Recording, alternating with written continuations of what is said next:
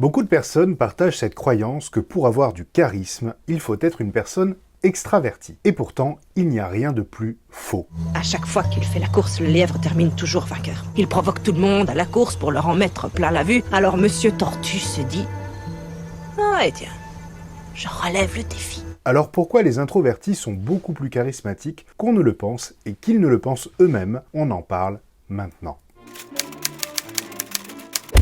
Bonjour et bienvenue dans cette nouvelle brève. Si je vous demandais d'imaginer une personne charismatique, peut-être que spontanément, vous viendrez l'image d'une personne sûre d'elle, qui va facilement vers les autres, qui est à l'aise dans la prise de parole, et notamment lorsqu'elle doit parler en public.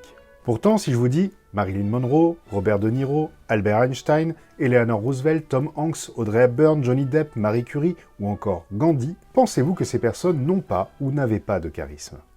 Je pense que nous sommes d'accord, il s'agit de personnes très charismatiques. Et pourtant, un de leurs points communs, c'est leur introversion.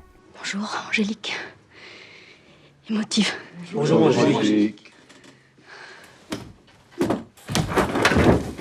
Et oui, contrairement aux idées reçues, être introverti peut être un atout incroyable pour augmenter votre charisme et même générer un charisme beaucoup plus magnétique que celui des personnes extraverties. Alors, pourquoi cela ? Eh bien tout d'abord parce que les personnes introverties sont en général perçues comme des personnes plus sensibles, réservées, solitaires, et c'est justement cela qui peut les rendre très attractifs aux yeux des autres, car cela leur confère un côté secret, voire mystérieux, et cela donne aussi l'impression d'une personne moins superficielle, plus vraie, plus sincère, plus sereine et réfléchie, calme et donc rassurante. Par conséquent, ils inspirent naturellement beaucoup plus de confiance que les autres. Ce que vous pouvez savoir fait rêver beaucoup de gens.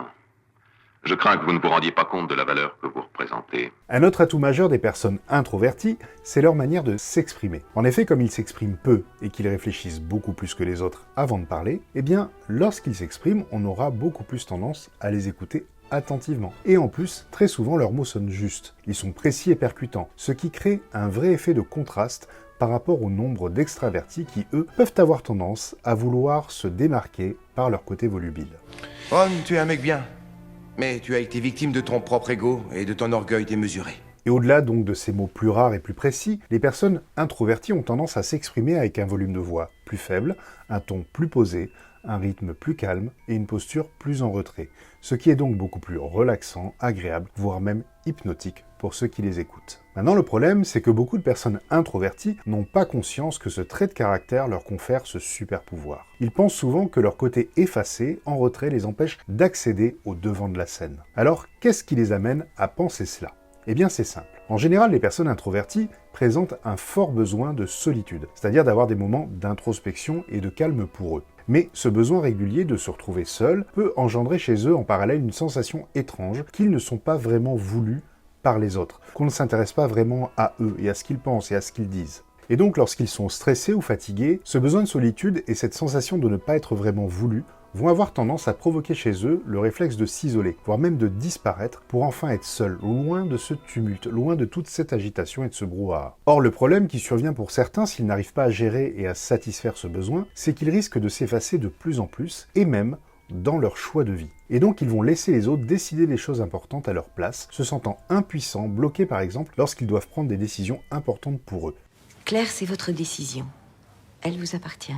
Et cela peut provoquer en eux l'impression qu'ils n'obtiennent jamais ce qu'ils veulent vraiment. Par exemple, en France, 1/3 des managers n'ont jamais voulu devenir manager. Et la plupart de ces personnes qui ont accepté cette évolution malgré elles sont des personnes introverties. C'est-à-dire qu'en pratique, leur hiérarchie, leurs collègues ont perçu en eux un vrai leadership, un vrai charisme, et donc tout naturellement, on leur a proposé de prendre de nouvelles responsabilités. Mais là, beaucoup de personnes introverties se retrouvent figées face à la surprise qu'on puisse leur faire cette proposition, car eux, ils ne s'imaginaient pas pouvoir exercer cette influence que les autres perçoivent en eux. Et donc, pour ne pas déranger, même si le poste ne les attire pas particulièrement, eh bien, ils vont quand même l'accepter. En bref, tous les autres voient ce charisme qu'ils ont en eux, tous les autres voient la confiance qu'ils génèrent, sauf eux. Alors si vous êtes vous-même introverti, quelles sont les clés pour arriver à mieux vous affirmer et amplifier ce charisme naturel que vous avez déjà en vous? Eh bien la première des choses est de faire en sorte que vous puissiez avoir ces moments de tranquillité pour vous. Vous devez donc vous organiser vous-même ces moments pour vous ressourcer afin de réduire votre niveau de stress en vous apportant ce dont vous avez le plus besoin.